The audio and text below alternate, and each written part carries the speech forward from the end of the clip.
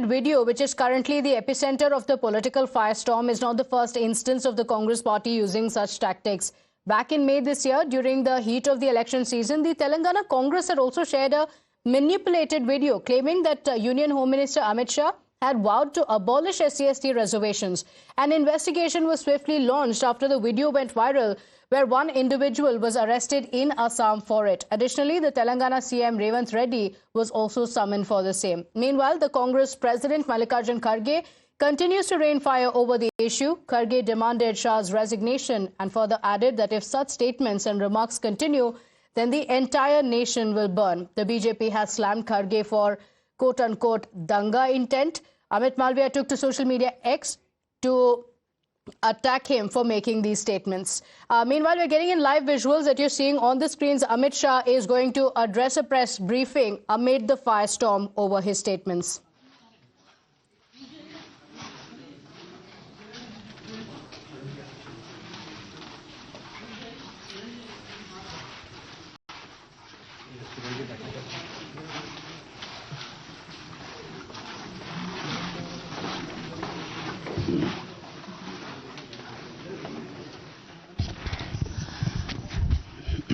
सभी मीडिया के साथियों का आज की इस प्रेस वार्ता में स्वागत है। आज हम लोगों के मध्य देश के यशस्वी गृह एवं सहकारिता मंत्री श्री अमित शाह जी प्रेस वार्ता को संबोधित करेंगे। इस अवसर पर हम लोगों के मध्य भारतीय जनता पार्टी के यशस्वी अध्यक्ष और एवं देश के स्वास्थ्य मंत्री आदरणीय जगत प्रकाश नड्डा जी हम लोगों के मध्य हैं। संसदीय कार्य मंत्री आदरणीय किरण रिजिजू जी हम लोगों के मध्य हैं। देश के वाणिज्य मंत्री आदरणीय पीयूष गोयल जी हम लोगों के मध्य हैं। सूचना एवं प्रसारण मंत्री आदरणीय अश्विनी वैष्णव जी हम लोगों के मध्य हैं। मैं आदरणीय अमित शाह जी से आग्रह करूंगा कि वो प्रेस को संबोधित करें। मित्रों, आज की प्रेस वार्ता में आप सभी का स्वागत है। विगत सप्ताह में संसद में लोकसभा और विधानसभा, राज्यसभा दोनों जगह संविधान को स्वीकार किए हुए 75 साल के मौके पर संविधान की रचना, संविधान निर्माताओं का योगदान और संविधान में प्रस्तावित किए गए आदर्शों पर एक गौरवमयी चर्चा का आयोजन संसद के द्वारा किया गया। वो चर्चा में 75 साल की देश की गौरव यात्रा, विकास यात्रा और उपलब्धियों की भी चर्चा होनी थी। ये तो स्वाभाविक है कि जब लोकसभा में, राज्यसभा में पक्ष और विपक्ष होते हैं तो हर मुद्दे पर लोगों का नजरिया अलग अलग होता है, दलों का नजरिया अलग अलग होता है, वक्ताओं का नजरिया अलग अलग होता है। मगर संसद जैसे देश के सर्वोच्च लोकतांत्रिक फोरम में जब चर्चा होती है तब इसमें एक बात कॉमन होती है कि बात तथ्य के आधार पर होनी चाहिए और बात सत्य के आधार पर होनी चाहिए। कल से कांग्रेस पार्टी ने जिस तरह से तथ्यों को तोड़ मरोड़ कर रखने का प्रयास किया है, ये अत्यंत निंदनीय है और मैं इसकी निंदा करना चाहता हूं। ये क्यों हुआ? क्योंकि भारतीय जनता पार्टी के वक्ताओं ने संविधान पर, संविधान की रचना के मूल्यों पर और जब जब कांग्रेस या भारतीय जनता पार्टी का शासन रहा तब शासन ने संविधान के मूल्यों का किस तरह से मूल्यांकन किया, संरक्षण किया और संवर्धन किया, इस पर फैक्ट के साथ भारतीय जनता पार्टी के वक्ताओं ने अनेक उदाहरणों के साथ जनता के सामने विषय रखे और उसमें वो तय हो गया कि कांग्रेस पार्टी अंबेडकर जी विरोधी पार्टी है, कांग्रेस पार्टी आरक्षण विरोधी पार्टी है, कांग्रेस पार्टी संविधान विरोधी पार्टी है। कांग्रेस पार्टी ने सावरकर जी का भी अपमान किया। कांग्रेस पार्टी ने आपातकाल डालकर संविधान के सारे मूल्यों की धज्जियां उड़ा दी। नारी सम्मान को भी सालों तक दरकिनार किया। न्यायपालिका का हमेशा अपमान किया। सेना के शहीदों का अपमान किया और भारत की भूमि तक को संविधान तोड़कर विदेशी देशों को देने की हिमाकत कांग्रेस पार्टी के शासन में हुई।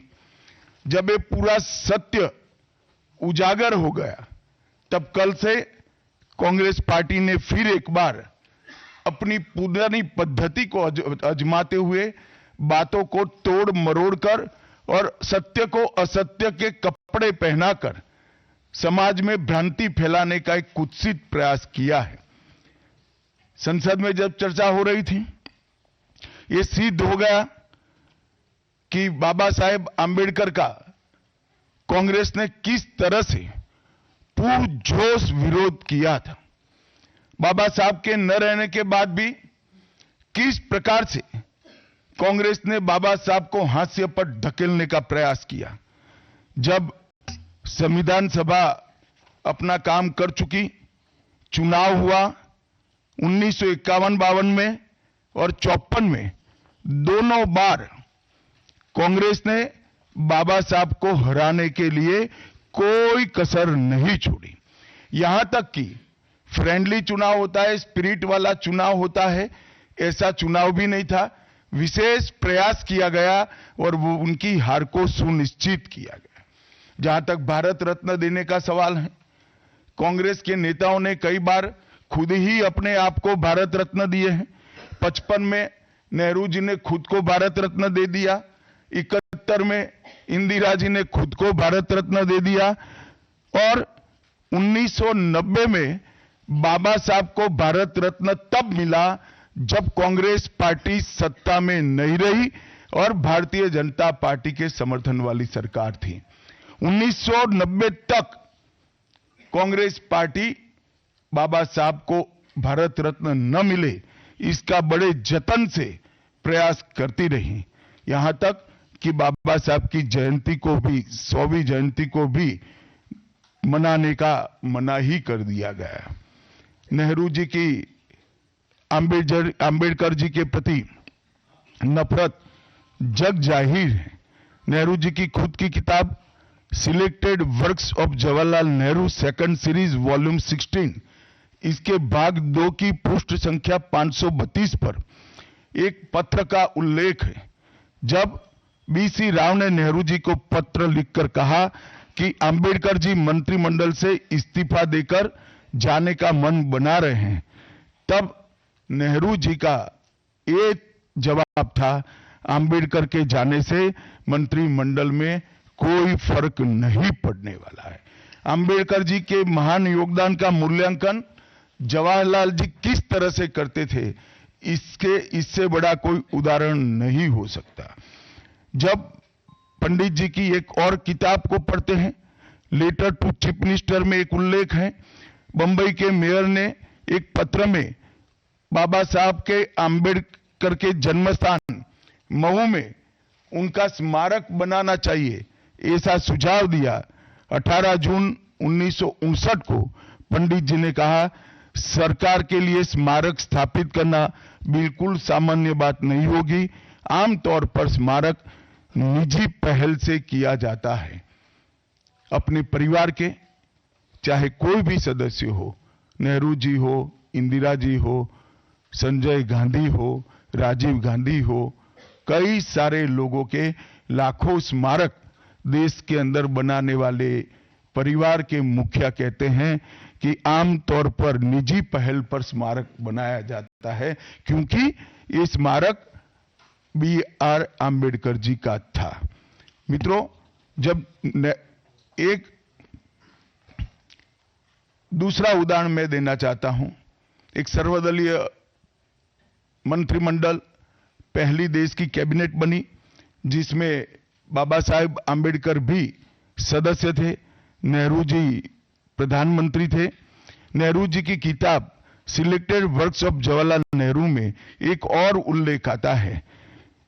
नेहरू जी के आश्वासन के बावजूद अंबेडकर जी को कोई महत्वपूर्ण विभाग नहीं दिया गया और ये स्पष्ट इसके अंदर उल्लेख है कि सरकार की नीतियों, विशेषकर विदेश, रक्षा और अनुसूचित जाति और जनजाति से जुड़ी हुई नीतियां और 370 के खिलाफ अंबेडकर जी थे।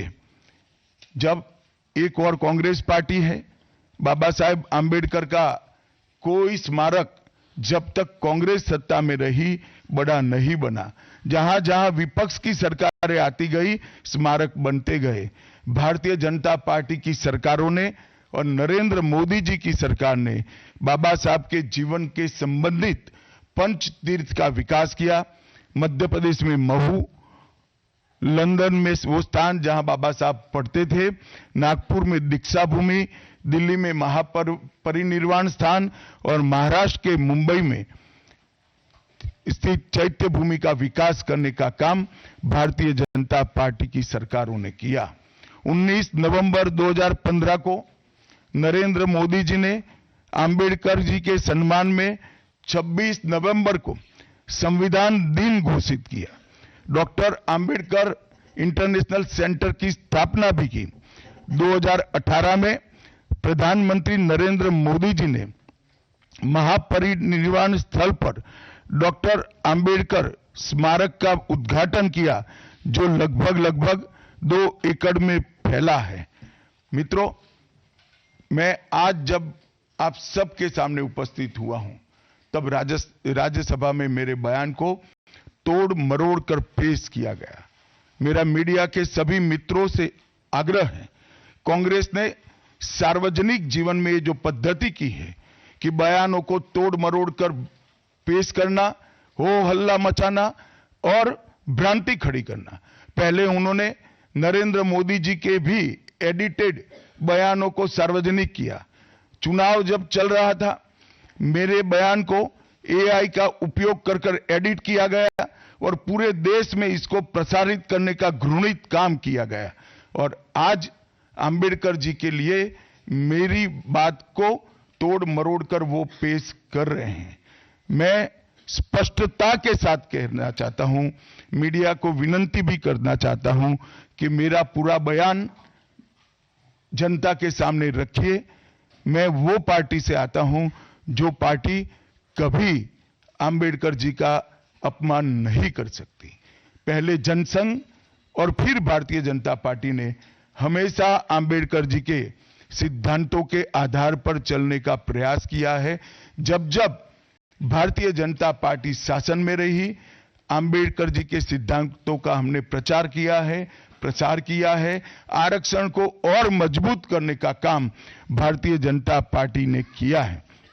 इन्होंने जिस प्रकार से आरक्षण को भी विरोध किया, वो भी हम सब जानते हैं। पिछड़ा वर्ग आयोग, काका साहेब कालेलकर आयोग 53 में बना, 55 में रिपोर्ट आई, आज तक वो रिपोर्ट को लागू नहीं किया गया। 31 दिसंबर 1980 को मंडल आयोग बना, मंडल आयोग की रिपोर्ट आई।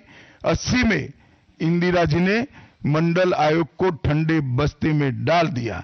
90 में जब गैर कांग्रेसी सरकार आई, तब मंडल आयोग की रिपोर्ट लागू हुई।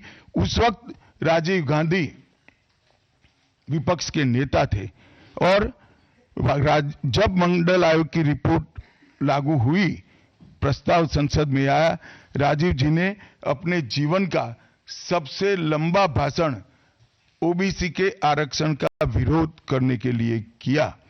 आज मैं फिर से एक बार आग्रह के साथ मीडिया को बताना चाहता हूं, सच्चाई को जनता तक पहुंचाना चाहिए।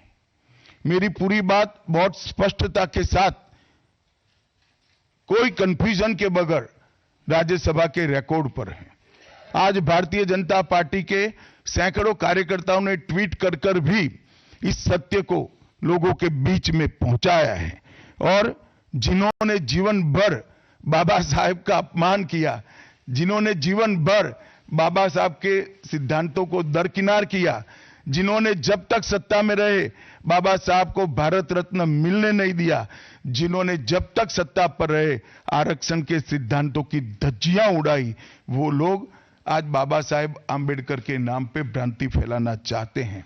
मैं कांग्रेस के अध्यक्ष खड़गे जी को भी कहना चाहता हूं, खड़गे साहब, आपका तो कम से कम दायित्व बनता है, क्योंकि आप उस वर्ग से आते हो जो वर्ग के लिए बाबा साहब आंबेडकर जी ने पूरा जीवन समर्पित किया। आपने कम से कम कांग्रेस के एक कुत्सित प्रयास में सपोर्ट नहीं करना चाहिए था। मुझे बड़ा दुख है कि आप भी राहुल गांधी जी के दबाव में इसके अंदर शामिल हुए हो। मित्रों, आज जब हम सब यहां बैठे हैं, मैं फिर से एक बार कहना चाहता हूं, कांग्रेस के पास इस संविधान के ऊपर की चर्चा में बाबा साहेब आंबेडकर विरोधी कांग्रेस है, इसका कोई जवाब नहीं बचा। संविधान विरोधी कांग्रेस है, इसका कोई जवाब नहीं बचा। कांग्रेस आरक्षण विरोधी है, इसका कोई जवाब नहीं बचा। कांग्रेस सावरकर विरोधी है, इसका भी कोई जवाब नहीं बचा। कांग्रेस ओबीसी विरोधी है, उसका भी कोई जवाब नहीं बचा। आपातकाल का पाप कांग्रेस के ही समय में हुआ, इसका भी कोई जवाब नहीं बचा। नारी सम्मान का विरोध भी कांग्रेस ने ही किया, वो प्रस्तापित हो गया। न्यायपालिका का अपमान ही कांग्रेस ने ही किया, वो भी प्रस्तापित हो गया। भारत की भूमि को भी संविधान को दरकिनार कर विदेश को सौंपने का पाप भी कांग्रेस ने ही किया, ये भी प्रस्तापित हो गया। तब फिर से एक बार चिर परिचित अपनी पुरानी नीति पर कांग्रेस आई है और उन्होंने मेरे बयान को तोड़ मरोड़ कर आधा ही दिखाकर जनता के सामने रखना और भ्रांति फैलाने का प्रयास किया है। कृपया मेरा पूरा बयान आप सभी लोग जनता तक पहुंचाइए, तो दूध का दूध और पानी का पानी हो जाएगा। मैं उस पार्टी से आता हूं, उस संस्कृति से आता हूं, जो स्वप्न में भी बाबा साहब के विचारों का या बाबा साहब के स्वयं का अपमान नहीं कर सकते। हम जानते हैं कि देश के संविधान को समावेशी बनाने में देश के पिछड़े वर्ग को, दलितों को, आदिवासियों को, गरीबों को और वंचितों को न्याय दिलाने के लिए और देश के लोकतंत्र की नींव को इतनी नीचे तक गहरी पहुंचाने में बाबा साहब का बहुत बड़ा योगदान है। पूरा देश बाबा साहब के प्रति कृतज्ञता व्यक्त करता है। कम से कम हम तो ऐसा नहीं कर सकते जिससे बाबा साहब का अपमान हो पाए। और मैं फिर से एक बार कांग्रेस के ये कुत्सित प्रयासों की घोर निंदा करता हूं और जो संविधान पर दोनों सदनों में चर्चा हुई, कम से कम भारतीय जनता पार्टी की ओर से चर्चा का स्तर मेंटेन करने का पूरा प्रयास किया गया था, विषय पर बोलने का आग्रह किया गया था और तथ्य के साथ बोलने का आग्रह भी हमारे सारे वक्ताओं ने किया था। वो सारे प्रयास पर कांग्रेस ने पानी फिरा है और मैं मानता हूं कि देश की जनता इसके इस प्रयास को भी जानती है, उनकी मानसिकता को भी जानती है और उनकी कार्य संस्कृति को भी जानती है। धन्यवाद। रविंदर जी।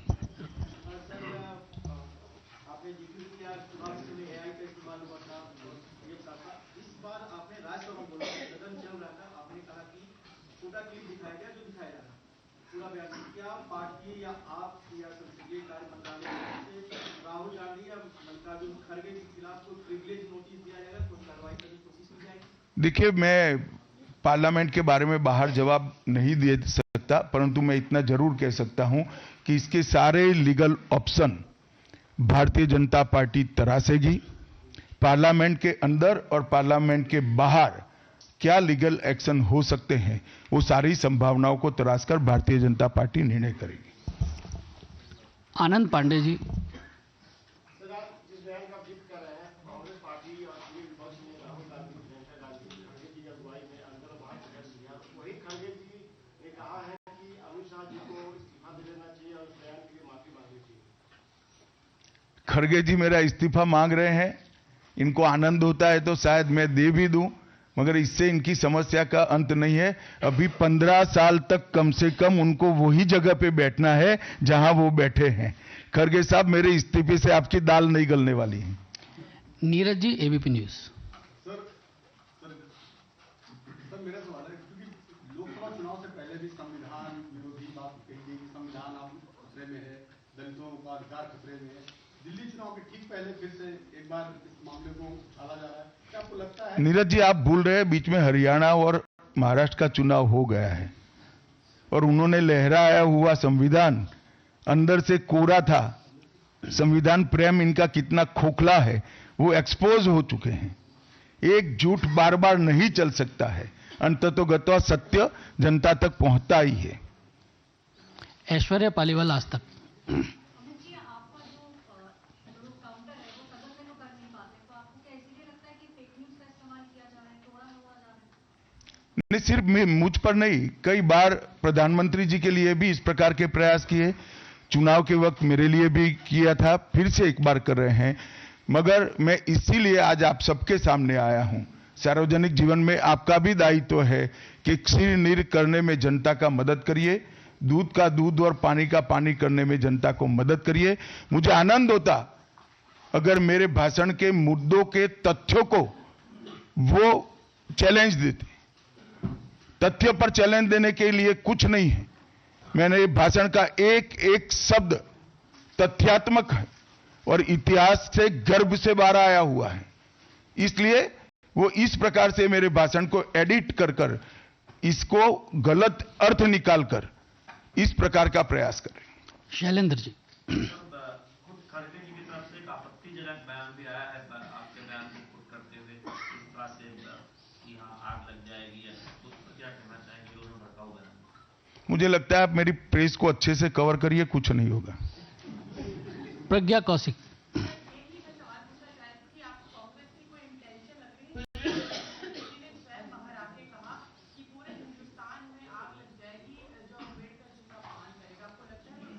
उनका इंटेंशन क्या है इसके डिटेल में मैं जाना नहीं चाहता, परंतु मैं इतना जानता हूं कि अब कांग्रेस को जनता जान गई है। एक ही प्रकार से झूठ और भ्रम बार बार जनता मानती नहीं है। विकास भदौरिया। लोकसभा के समय भी आपके बयान को एआई के जरिए टारगेट किया गया, इस बार भी आपके बयान को टारगेट किया गया। आप कोई हर बार टारगेट क्यों करते हैं? तो आप टारगेट हैं आप। भाई, आपका सवाल गलत जगह पे, ये कांग्रेस कार्यालय में पूछने का सवाल है, मुझे क्यों पूछ रहे हो? यतेंद्र जी। यतेंद्र। मेरा सवाल अरविंद केजरीवाल ने भी इस पर निशाना साधा। उनका कहना है कि बाबा साहब किसी भगवान से कम नहीं है और जिस तरह से प्रधानमंत्री आपके फेवर में आए सपोर्ट में, तो सोची समझी रणनीति के तहत ये सब कुछ। देखिए, इनकी भ्रांति है। प्रधानमंत्री सत्य के फेवर में बोले हैं। मोहित भट्ट। सर, जिस प्रकार से सारी विपक्षी पार्टियां भी अब साथ आ रही हैं, पहले वो अलग अलग मुद्दों पे पार्लियामेंट में अलग अलग दिखती थी, लेकिन इस मुद्दे पे वो सड़कों पे आने की बात कर रही है। आम आदमी पार्टी ने प्रोटेस्ट किया, टीएमसी भी प्रोटेस्ट करेगी, तो इस मुद्दे पे सारी विपक्षी पार्टी एक साथ आ गई है। देखिए, सत्य को किसी के सपोर्ट की जरूरत नहीं होती। हमारी बात में, हमारे मुद्दों के साथ सत्य स्वयं खड़ा है। सत्य सबके साथ सत्य ही रहता है। कितने भी लोग साथ में आए, इससे सत्य को कोई फर्क नहीं पड़ता। कृष्ण मोहन शर्मा। सर, कृष्ण मोहन शर्मा, भारत एक्सप्रेस से। आज एक बहुत आश्चर्यजनक बात यह हुई कि लोग कभी कहते थे कि मैं संविधान को नहीं मानता, मैं एनार्किस्ट हूँ, ये जनता ने संविधान के लिए नहीं अरविंद केजरीवाल को वोट दिया है, वो भी आपकी आलोचना कर रहे थे और कह रहे थे कि बाबा साहब भीमराव अम्बेडकर का बड़ा अपमान किया है। चलो, कम से कम मेरे कारण अरविंद केजरीवाल जी संविधान का और बाबा साहब का सम्मान करने लगे, वो आनंद का विषय है। संजय जी। सर,